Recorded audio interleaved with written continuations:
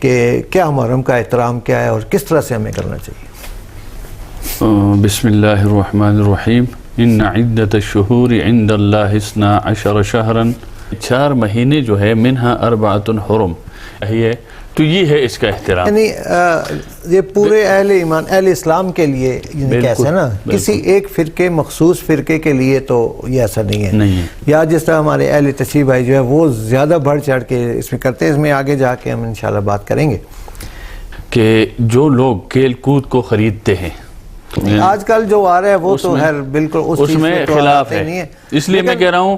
تو اب یہ جو آپ نے قوالی کی بات کی، تو یہ قوالی چاہے محرم میں ہو چاہے غیر محرم میں ہو، ہر 2 حالتوں میں یہ جائز نہیں ہے۔ یعنی لوگ احتراماً یہ کرتے ہیں کہ بھئی گانا حرام محفل ہے، انعقاد کروانا، نہ اس کا کرانا اور نہ ان کا سننا، دونوں صورتوں میں جائز نہیں ہے۔ حرام ہے وہ حرام ہے، وہ جائز نہیں ہے، تو چلو جی قوالی سنتے ہیں۔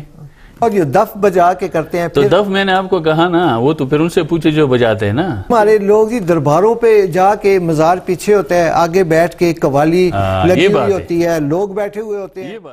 بسم اللہ الرحمن الرحیم۔ ناظرین، شمال ایچ ڈی نیوز کے اسٹوڈیو سے محرم الحرام کے خصوصی پروگرام کے ساتھ میں سردار توقیر اور مولانا سعید اللہ صاحب آپ کی خدمت میں حاضر ہے۔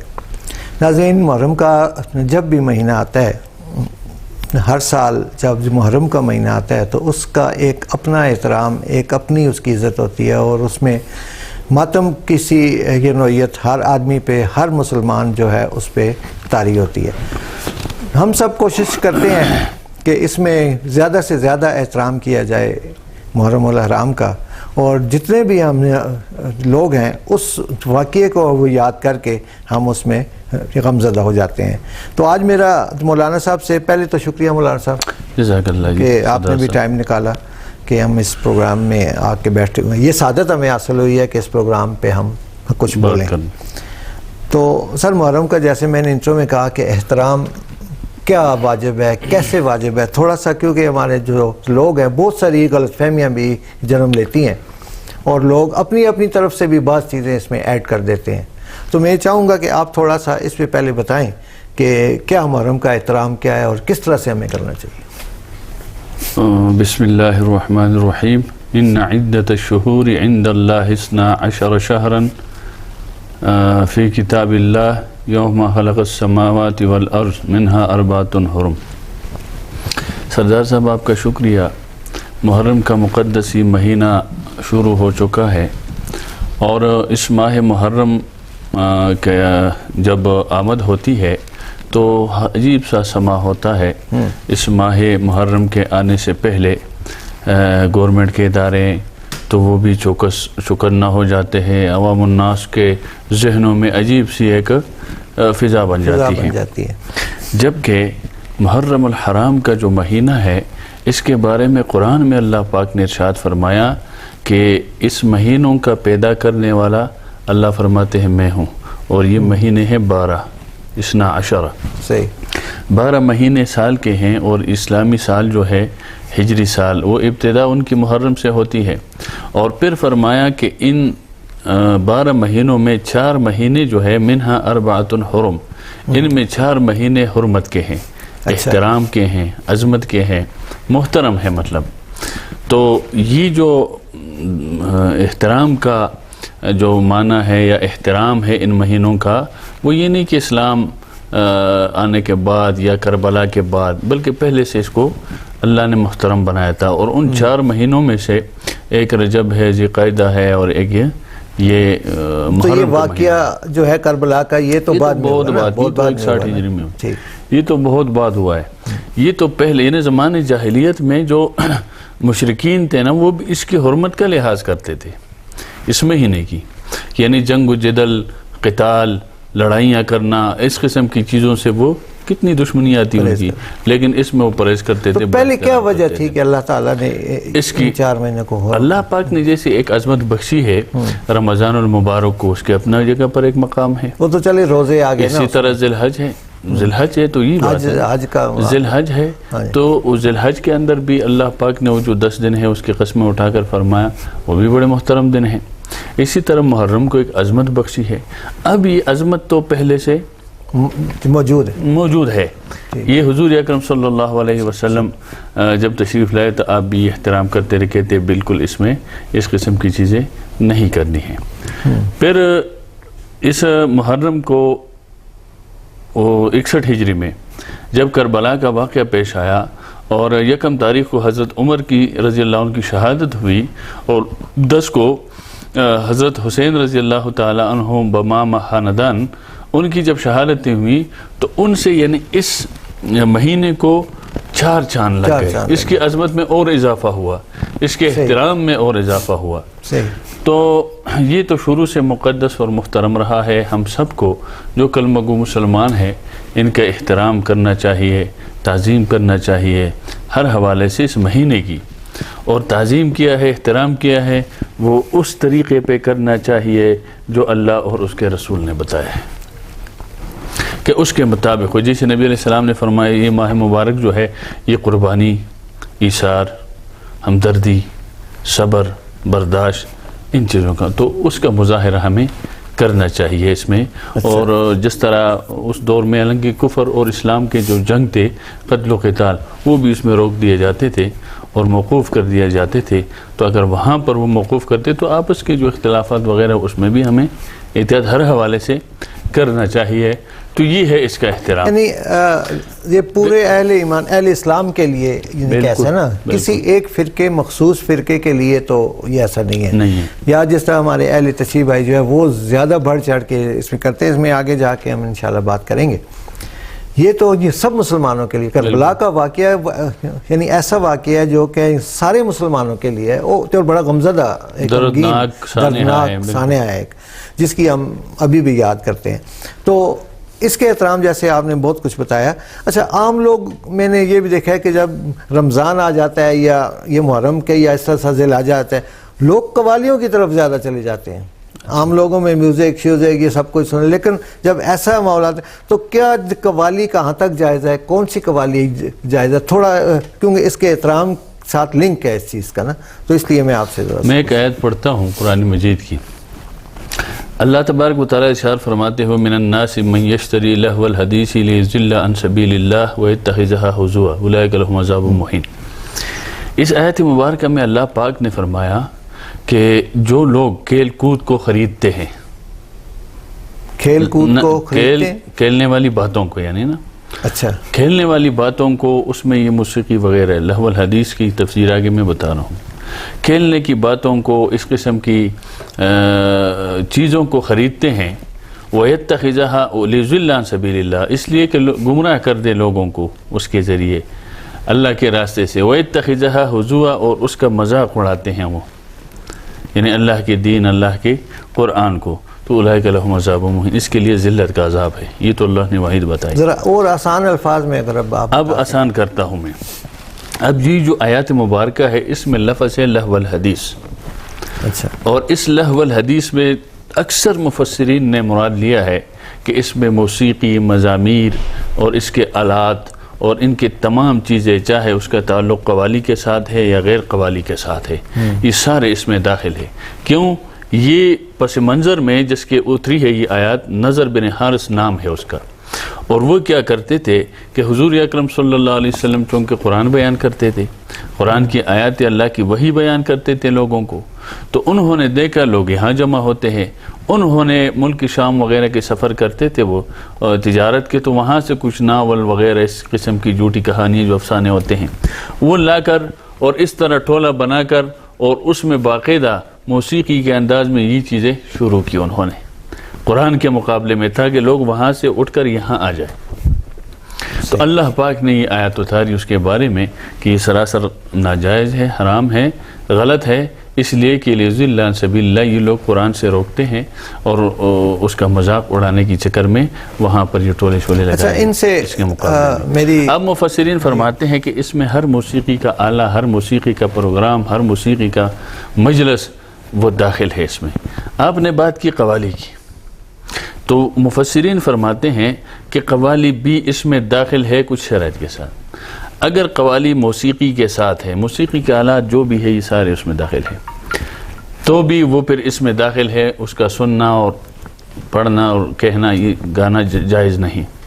اور دوسری بات یہ ہے کہ اگر اس قوالی کے اندر شرکیہ الفاظ ہے، وہ تو ظاہر ہے نظریے کے خلاف، عقیدے کے خلاف، تو بھی ناجائز ہے. تیسری چیز یہ ہے کہ اگر وہ جو محفل مجلس جو بھی قوالی کا ہے وہ رکاوٹ بن رہا ہے نیک کام کرنے کی، نماز وغیرہ، یہ مختلف چیزیں ہیں قرآن سے، تو بھی ناجائز ہے پھر اس کا. ہاں اگر بغیر موسیقی ایسی کوئی الفاظ نہیں ہے اس میں اور پڑھتے ہیں تو اس میں کہا کہ پھر کوئی حرج نہیں ہے. لیکن یہاں ہم اور آپ دیکھتے ہیں وہ بغیر موسیقی کے، بغیر آلات موسیقی کے، اور اس میں جو کچھ ہوتا ہے وہ آپ اور ہم سب جانتے ہیں، وہ سراسر آج کل جو آ رہا ہے وہ تو ہے بالکل اس میں خلاف ہے. اس لیے میں کہہ رہا ہوں تو اب یہ جو آپ نے قوالی کی بات کی، تو یہ قوالی چاہے محرم میں ہو چاہے غیر محرم میں ہو، ہر دو حالتوں میں یہ جائز نہیں ہے. یعنی لوگ احتراماً یہ کرتے ہیں کہ گانا حرام ہے، محفل انعقاد کروانا، نہ اس کا کرانا اور نہ ان کا سننا، دونوں صورتوں میں جائز نہیں ہے. ہاں البتہ ہے تو، کیونکہ میں ایک بات بتا رہا ہوں نا، کیا یہ قوالی حضور اکرم صلی اللہ علیہ وسلم کے دور کا کوئی ثابت کر سکتے ہیں؟ کوئی قوال موجود تھا، آپ علیہ السلام بلاتے تھے اور اس سے قوالی سنتے، یا صحابہ کے دور میں تھا کہ قوال لاؤ جی اس کا محفل سجاؤ جی محفل کرتے؟ تو جب نہیں تھے، جب یہ چیز تھی نہیں، تو آج کہاں سے آ گیا؟ آپ نے آلات موسیقی کا ذکر کیا بیچ میں، سن لیں، آپ نے آلات موسیقی کا ذکر کیا، کوئی واضح اس طرح سے ثبوت تو میرے حال میں نہیں ہے، کیونکہ اگر آپ ٹوٹلی مفسرین اگر کہہ رہے ہیں تو اس وقت دف بھی تو تھا، اس وقت تو دف تھا نا، وہ بھی آلات موسیقی میں ہی آتا ہے نا. تو دف بجانا، جب فتح مکہ ہوا اس وقت دف بجا کے استقبال کیا گیا، اور بہت سارے موقعوں پہ دف کا کہہ رہے ہیں. میں بتاتا ہوں نا، دف ہے اگر تو دف میں یہی تو کہہ رہا ہوں آپ کو، نہیں اگر کہ نہیں ہے دف میں جو کہہ رہا ہوں اس کی بات بتا رہا ہوں. دیکھو دف، مجھے یہ بتائے اس کی ڈیفینیشن کیا ہے، دف سے کیا مراد ہے؟ ٹھیک ہے، وہ ہمیں سمجھائے. کوئی بجانے کی چیز ہے نا، بجانے کی چیز ہے، لیکن حضور علیہ السلام کے دور میں یہ چیز اس طرح بجائی ہے، وہ مجھے بتائے کوئی، پھر ہم دیکھ لیں گے یہ جائز ہے ناجائز ہے. نہیں جب فتح مکہ ہوا اس تو آج کل جو ڈھول آ رہا ہے، یہ اگر وہ کہہ رہا ہے کہ یہ چیز نبی علیہ السلام کے دور میں بجائی گئی ہے تو میں نہیں مانتا. نہیں اس وقت تو جہاز بھی نہیں تھا نا، پھر وہ جہاز تھے نا. جہاز آپ کہیں جی کہ آپ یہ کہیں گے جی جہاز اس وقت کہاں تھا، ہمیں بتائیں ورنہ یہ حرام ہے. جہاز دیکھو میری بات، نہیں دیکھو جدید شکلیں ہیں نا، جدید شکلیں نہیں ہیں نا. آپ دین کے دنیا کے ساتھ آپ ملاؤ نہیں ملا رہے ہیں نا. جہاز دین نہیں ہے، جہاز چلاؤ ریل چلاؤ وہ اور چیز ہے.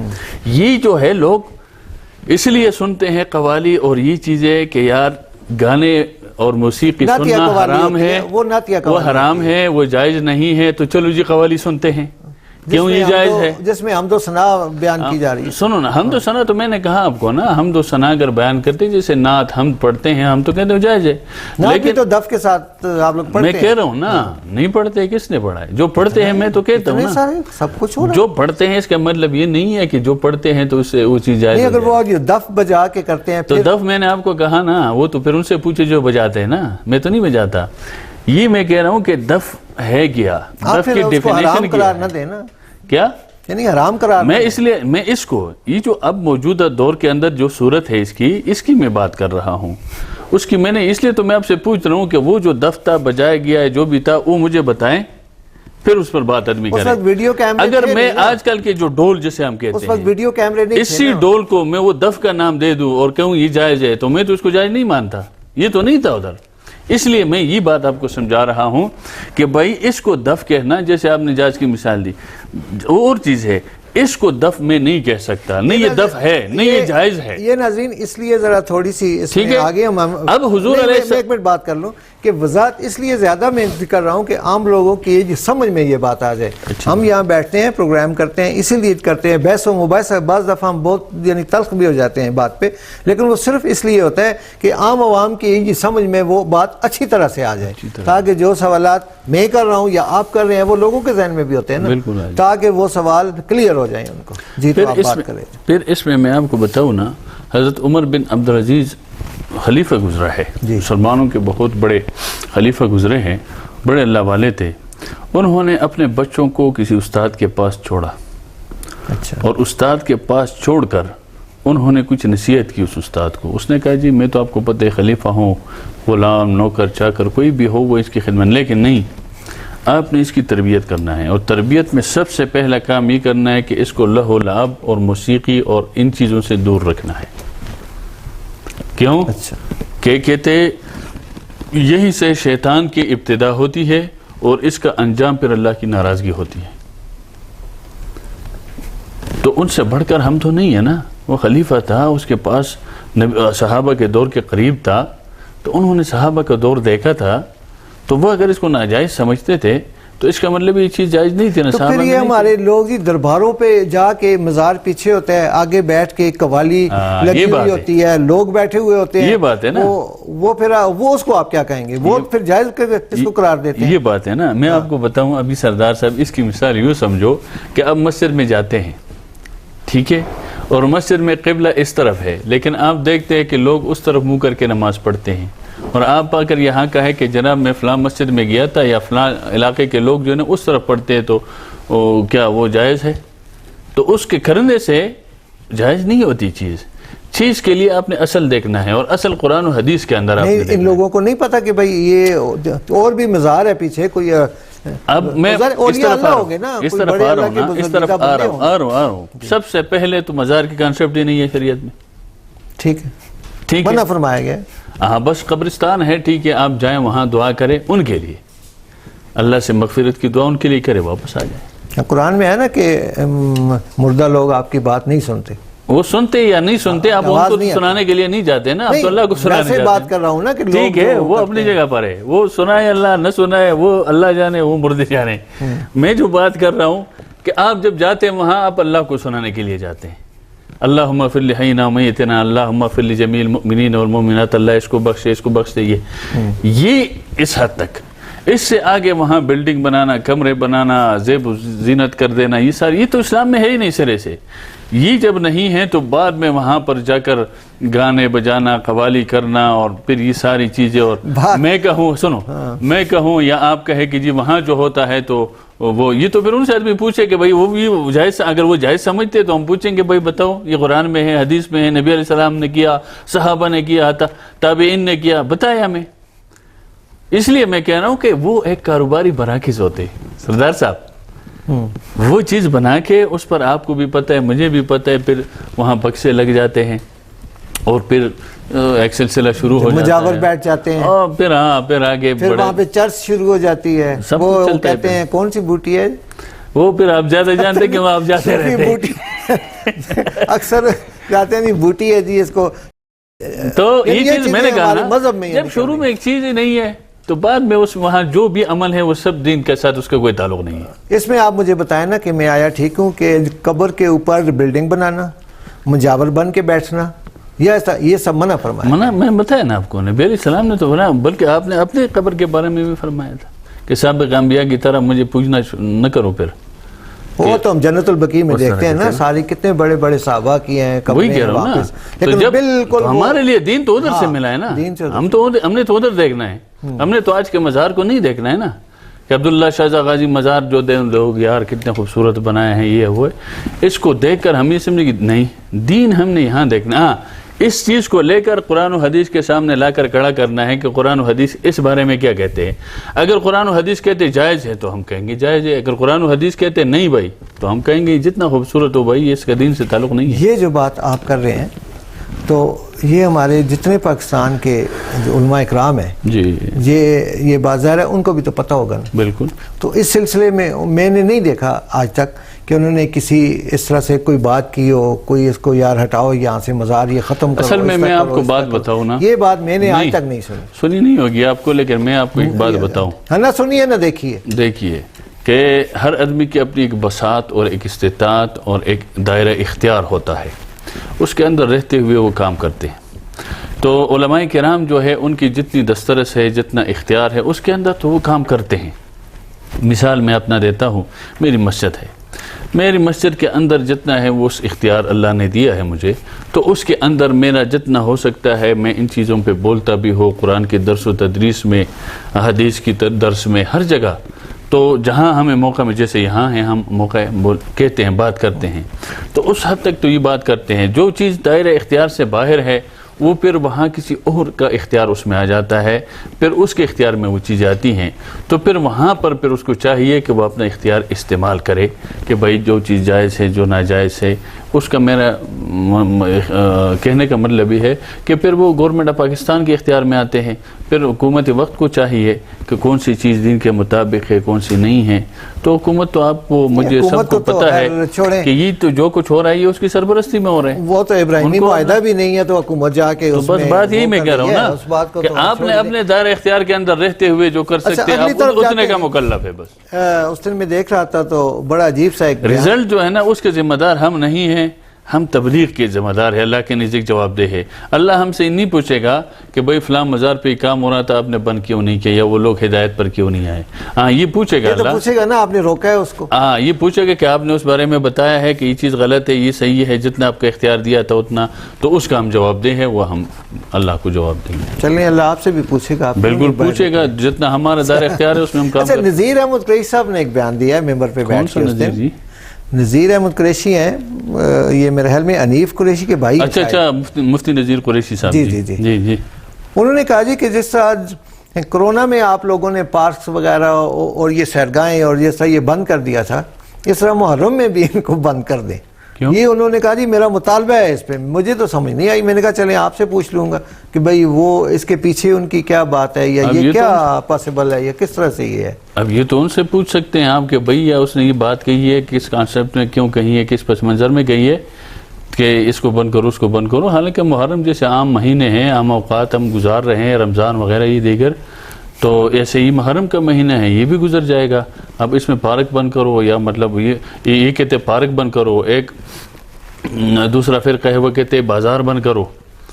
کہ ہمارے جلوس جانا ہے، تو تیسرے دن کوئی اور اٹھے گئے اسپتال بند کرو، چوتھے دن آئے گئے جی سکولز بند کر دو، پھر یہ بند کر دو وہ بند کر دو۔ بھئی یہ بند کرنا خیر یہ تو میرے خیال میں ٹھیک نہیں ہے، اب اس نے مجھے نہیں سمجھ کہ کیوں کہا ہے، وہ تو وہی جواب احترام تو دل میں ہوتا ہے نا جی، وہ کسی کی زبردستی کرنے کا، اگر وہ یہ کہہ رہا ہے کہ اس کے احترام میں ایسا کرے تو پھر میں یہ کہنا چاہوں گا احترام کی بات ہے نا کہ 10 محرم کا احترام اس وجہ سے وہ کہیں گے شاید کہ 10 محرم کو حضرت حسین رضی اللہ تعالیٰ عنہ بڑا علمناک سانحہ ہے، دل دردمند ہے مسلمانوں کے، نواز رسول تھا، لیکن دوسری طرف اللہ نے ایک مقام دیا شہادت کا ان کو، اس کا یہ مطلب نہیں ہے کہ اس میں ہم یہ کام اگر یہ کرنا شروع کر دے تو میرے خیال میں پھر سال میں کوئی ایسا دن باقی نہیں ہے کہ جس میں کوئی اسلامی واقعہ یا سانحہ نہ ہوا، پھر یکم محرم کو بھی بند کرے، پھر 10 کو بھی بند کرے، پھر 18 ذی الحج کو بھی بند کرے، پھر رمضان میں بھی بند کر دے، پھر عیدین میں بند کر دے، پھر صحابیات اور صحابہ کا تو بہت سارے واقعات ہیں،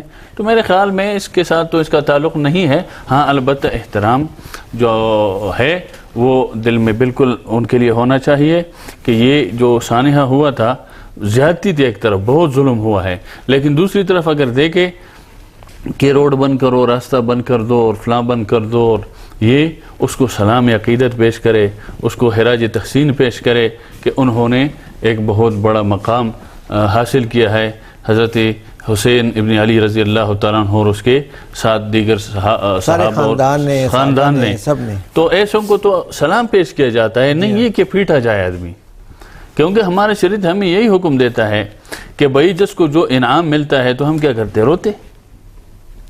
آپ کے بچے بھائی رشتہ دار دوست کو کوئی انعام مل جائے تو ادھر روتا ہے آدمی، اس کو اپریشیٹ کرتے ہیں، اس کو مبارکباد دیتے ہیں، تو یہاں تو یہ انعام ہے کیونکہ اللہ کے رسول نے فرمایا کہ شہادت نعمت عظمی ہے، تو ان کو اگر اللہ نے یہ دیا ہے ہمیں اسے سلام عقیدت پیش کرنا چاہیے، اور بلند ترین رتبہ شہادت والا، ہاں ان کے تذکرے کرنے چاہیے، ان کی سیرت بیان کرنی چاہیے، ان کے حوصلے برداشت صبر استقامت اس کو بیان کرنا چاہیے اور اس کو اپنانے کی کوشش کرنا چاہیے، نہ کہ پیٹنا چاہیے، ہاں کہ بھائی اس کی یہ زندگی تھی یہ کرنا چاہیے۔ اچھا بڑی زبردست بات ہے جی ایک اور کہ محرم کے کچھ روزے ہیں یہ اس کے بعد ہوئے ہیں یا پہلے سے ہے یا 9ویں اور 10ویں؟ جی بالکل ہے، اور پہلے ایک روزہ تھا میری معلومات کے مطابق، آپ ذرا تصحیح کریں اس میں کہ پہلے ایک روزہ تھا، پھر حضور صلی اللہ علیہ وسلم نے فرمایا کہ نہیں اس کو 2 کر لو، کسی کے ساتھ مشابہت شاید ہو رہی تھی کچھ ایسا، یہ ذرا سا بیان کر دیں، لوگ اکثر اس پہ بات کرتے ہیں۔ بالکل محرم کا جو روزہ ہے یہ پہلے ہی سے حضور اکرم صلی اللہ علیہ وسلم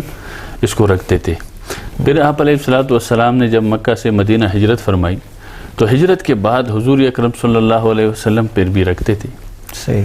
تو صحابہ یہ 9ویں کا یا 10 محرم یوم عاشور ہے جیسے کہتے ہیں 10 محرم. اس کا تعلق یہ کربلا کے واقعہ سے نہیں ہے, یہ پہلے سے کربلا کا واقعہ تو بہت بعد میں. تو آپ علیہ السلام یہ باقاعدگی کے ساتھ رکھتے تھے, لیکن آپ علیہ السلام کیونکہ پھر رمضان کا حکم آیا, رمضان کے مہینے کا کہ وہ فرض ہوا. حضرت عائشہ رضی اللہ عنہ فرماتی ہے کہ پھر آپ علیہ السلام نے اختیار دے دیا کہ اب یہ روزہ اگر آپ رکھے تو بہت ثواب ہے, اگر نہ رکھے تو گناہ نہیں ہے, کیونکہ فرض نہیں ہے. اب فرض آپ کے لیے رمضان کا مہینہ آ گیا ہے. 10 رمضان نہیں 10 محرم کا جو اختیار ہے, مطلب نفلی جیسے ہم کہتے ہیں. رکھو تو بہت ثواب ہے, نہ رکھو تو کوئی ضروری نہیں ہے کہ اللہ آپ کو پوچھے گا. ہاں رمضان کے روزہ ہے تو فرض ہے. 9ویں کا تو یہی بات بتا رہا ہوں. تو حضور اکرم صلی اللہ علیہ وسلم تو باقاعدگی کے ساتھ رکھتے تھے. صحابہ کرام نے دیکھا کہ یہود بھی رکھتے تھے. ہاں یہ بات کریں. تو آپ علیہ السلام نے پوچھا کہ یہ کیوں رکھتے ہیں. حضور علیہ السلام نے جب پوچھا صحابہ سے تو انہوں نے یہودیوں سے اس نے کہا یہ روزہ ہم اس لیے رکھتے 10 کا کہ اس دن موسیٰ علیہ السلام کو اللہ نے فرعون سے نجات دلائی تھی اس دن. اچھا. تو اس کی خوشی میں ہم یہ روزہ رکھتے تھے. ٹھیک ہے. تو آپ علیہ السلام نے کہا اچھا اگر یہ 9-10 کو رکھتے ہیں تو پھر ہم 1 نہیں 2 رکھیں گے. ہم 9 کا بھی رکھیں. صحابہ کرام کو باقاعدہ حکم دیا کہ یا آپ 9-10 یا 10-11 2 کریں. اچھا ٹھیک ہے. اگر 9 والا نہیں رکھا تو 10 کے ساتھ اگلا 11واں رکھے, اور اگر 9واں روزہ رکھا تو پھر اگلا 10واں بھی رکھے, لیکن 2 رکھے. اس کی وجہ یہ بتائی آپ نے, دیکھو یہ اس وقت سے نبی علیہ السلام نے جو چیزیں آپ کے بعد نبی نے نہیں آنا تھا, ایسی جو پیچیدگی والی چیز تھی وہ آپ پہلے سے آپ اس کو کاٹ کے رکھتے تھے اور پابندی لگا دیتے تھے تاکہ بعد میں امت گمراہ نہ ہو جائے.